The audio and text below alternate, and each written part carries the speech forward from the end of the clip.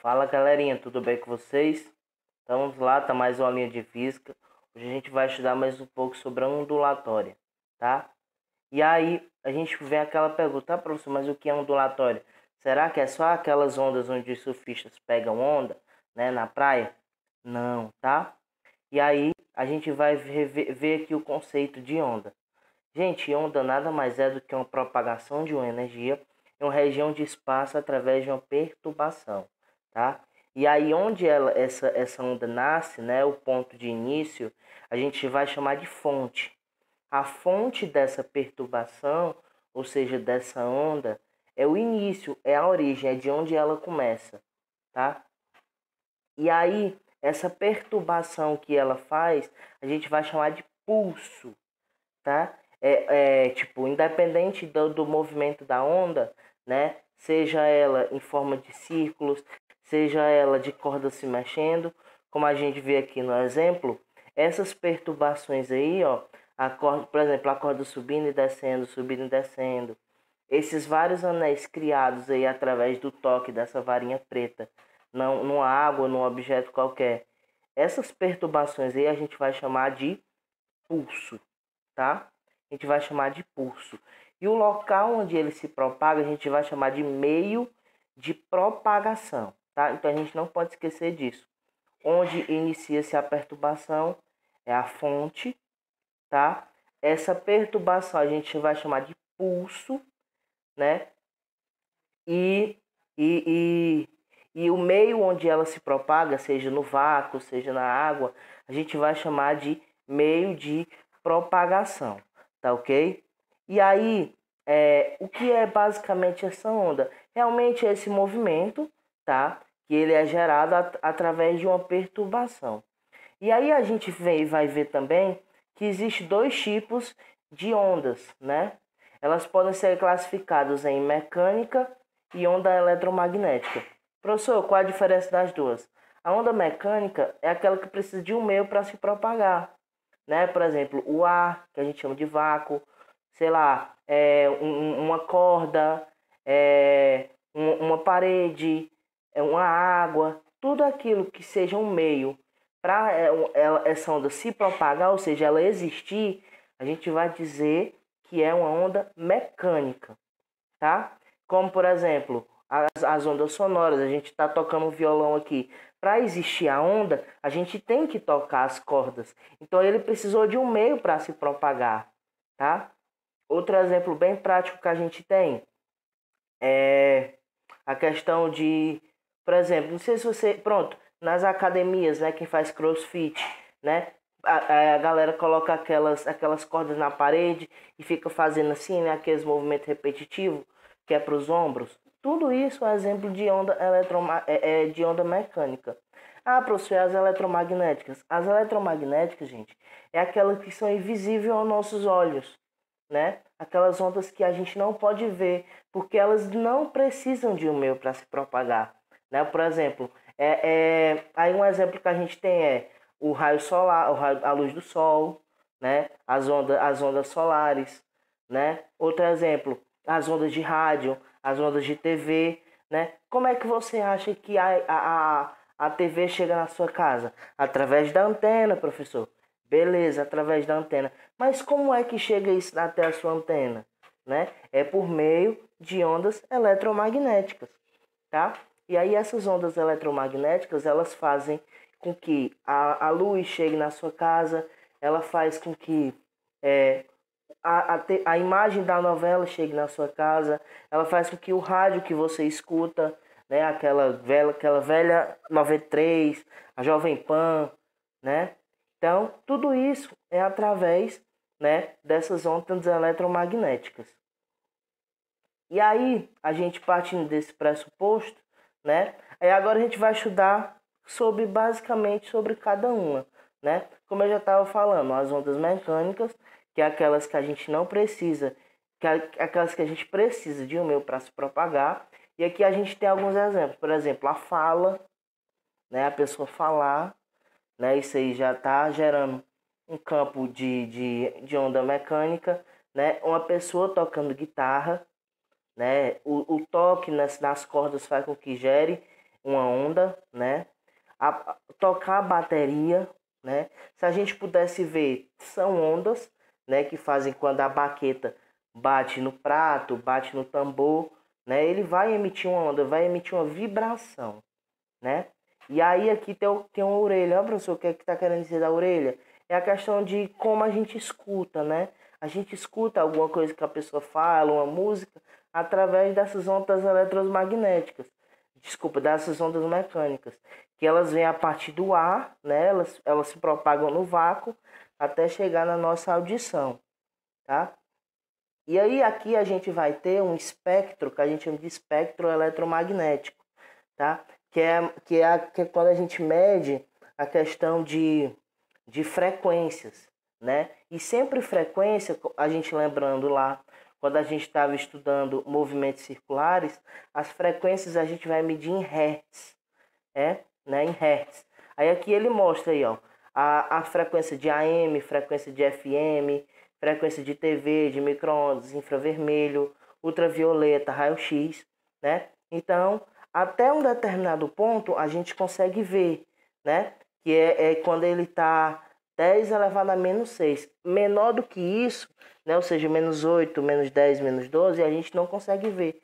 Então a gente consegue ver, né? Tipo assim, o que é visível. O que está visível a gente é só a questão daquela luzinha, né? Do micro-ondas, quando a gente vai esquentar alguma coisa, né? Por exemplo, quando você fratura um braço, né? E você tem que fazer o infravermelho, que é aquela luz vermelha, que ela aquece. Tudo aquilo ali são ondas eletromagnéticas, né? A TV, né? Que você assiste, a rádio FM que você escuta, a rádio AM, para quem é antigo e gosta de assistir jogo, né? Isso tudo aí a gente usa os espectros eletromagnéticos. E aí agora a gente vai entender mais um pouquinho por que o Hulk ficou verde e por que o Thanos ele é lilás, tá? Por que o Thanos ele é lilás. Aí é o seguinte, ó. No meio dessa movimentação toda, a gente tem as frequências de baixa frequência e a gente vai ter as frequências de alta frequência, tá? E aí aqui ele está mostrando, ó, a de menor frequência, corrente elétrica, aí depois da corrente elétrica, onda de rádio, depois micro-ondas, depois que são ondas pequenas, e também aquela do micro-ondas mesmo que a gente usa para esquentar, depois o infravermelho, depois luzes visíveis e ultravioleta. Quando chega no ultravioleta já é uma coisa mais forte, né? Assim, bem, né, bem mais perigoso, né? Que a gente já não consegue mais ver porque é tão pequeno que a gente não consegue dimensionar, né? É a questão do raio-x, do raio gama, que é como foi que o Hulk ficou verde, né? Que foi no meio dessa transição, e os raios cósmicos, né? Que a gente não consegue ver a olho nu, mas eles existem, né? A conexão entre um planeta e outro, né? Isso aí, esses raios cósmicos, eles existem sim, tá? E aí a gente prosseguindo aqui, a gente vai ver que existem dois tipos de direção de propagação. Quando ela é longitudinal e quando ela é transversal. Aí você pergunta, professor, mas qual a diferença de uma para outra? Gente, é o seguinte, as ondas que elas são longitudinais, elas vão se mover paralela ao pulso. O que é isso? Vamos supor que o pulso de uma onda esteja nessa direção, né? Elas vão se propagar sempre na mesma direção. Elas nunca vão conseguir se cruzar, né? Se uma está nessa direção, a outra está na mesma direção sem se interromperem. Elas não vão ter interrupção uma da outra, tá? E as transversais não. A longitudinal não se encosta, né? E a transversal não, é diferente. É aquela que ela é perpendicular ao pulso. Ou seja, se o meu pulso está para cima, né? Assim, ela está na mesma direção, só que no sentido contrário. Por exemplo, se meu pulso sei lá, tá para cima, né? Ela vai estar para a lateral, né? Se uma está na horizontal, a outra está na vertical. Isso são ondas transversais. A longitudinal, se uma está na vertical, a outra também está na vertical, né? As ondas, e as transversais, se ele está na horizontal, a outra está na vertical, sempre alternando, tá? E aí a gente vamos seguindo aqui, ó. Aí ele tá falando mais um pouco das ondas longitudinais, ó. Aí a gente tem o movimento, ó. Elas sempre vão manter a mesma sequência, ó.